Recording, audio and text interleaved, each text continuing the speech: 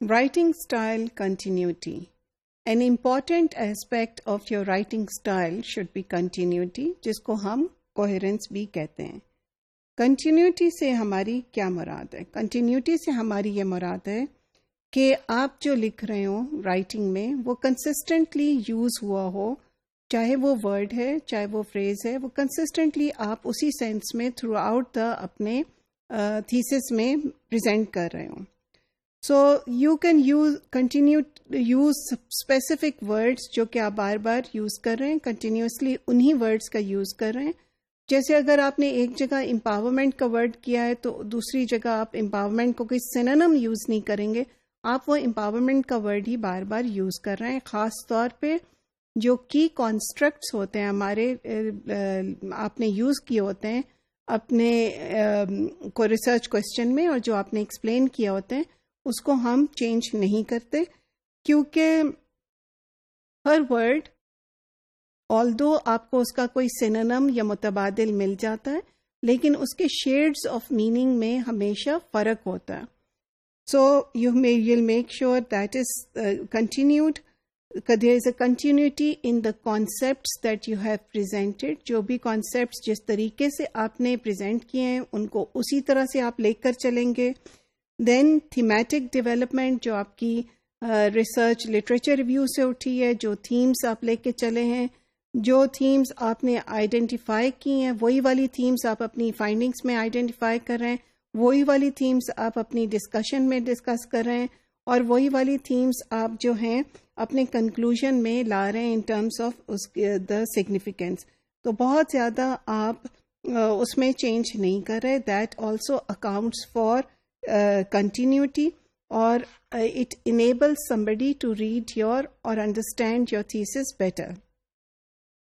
اب then you can also achieve continuity with proper use of punctuation. Punctuation کا ایک بہت بڑا رول ہوتا ہے چیزوں کو رائٹنگ سٹائل کو کنٹینیوٹی دینے میں. اگر آپ بہت چھوٹے سینٹینسز یوز کر رہے ہیں یا آپ اپنا فل سٹاپ کاما وغیرہ غلط جگہوں پہ لگا رہے ہیں، so please go through the rules and do not overuse one specific type of the punctuation mark. اس سے پورا آپ کا کئی دفعہ سینٹینس کا جو میننگ ہے وہی بدل جاتا ہے. سو میک شیور کہ آپ تھوڑا سا یہاں پہ اس کی ڈیٹیلز دیکھ لیں. This is not the time to discuss the punctuations, but in any case you have to be careful کہ یہ آپ کی رائٹنگ کی کنٹینیوٹی کو بہت طرح سے افیکٹ کرتا ہے، اور وہ افیکٹ اچھا بھی ہو سکتا ہے، افیکٹ برا بھی ہو سکتا ہے، ڈپینڈنگ یور پراپر اور امپراپر یوز آف پنکچویشن.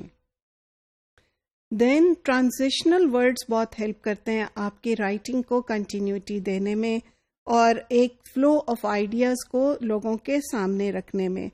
اور یہ بہت زیادہ ضروری ہے، اسپیشلی اگر آپ کا مٹیریل کمپلیکس ہو، جو کہ تھیسس میں اکثر ہوتا ہے.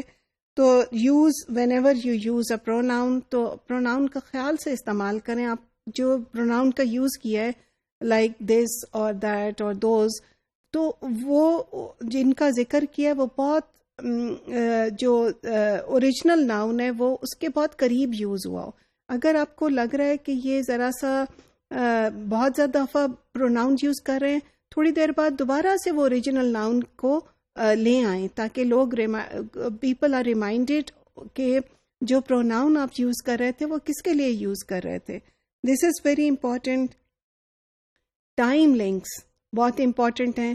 جب آپ اپنے اس میں سینٹینسز میں لکھتے ہیں، for instance then, next, after this, while, since, after, یہ بڑا ایک لاجیکلی جو انفارمیشن ہوتی ہے اس کو ریڈر کے ذہن میں آرگنائز کرتی ہے.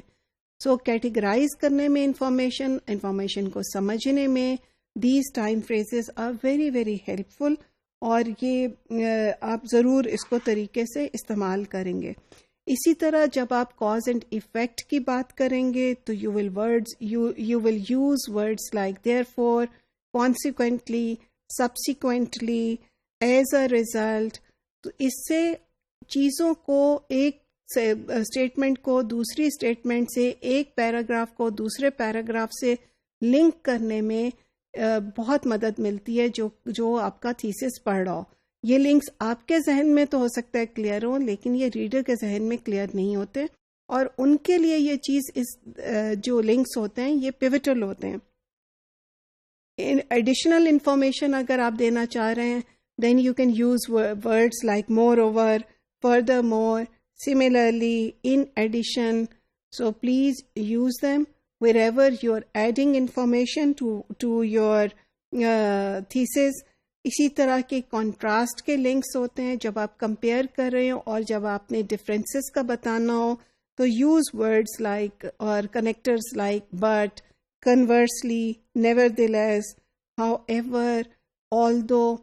So the point of these words or point of these links or cohesive devices بھی ہم ان کو کہتے ہیں is to categorize the argument to enable somebody reading your thesis to follow through whatever is going in your mind and whatever sort of argument you have put forth. So please make sure that these appear in your thesis as required.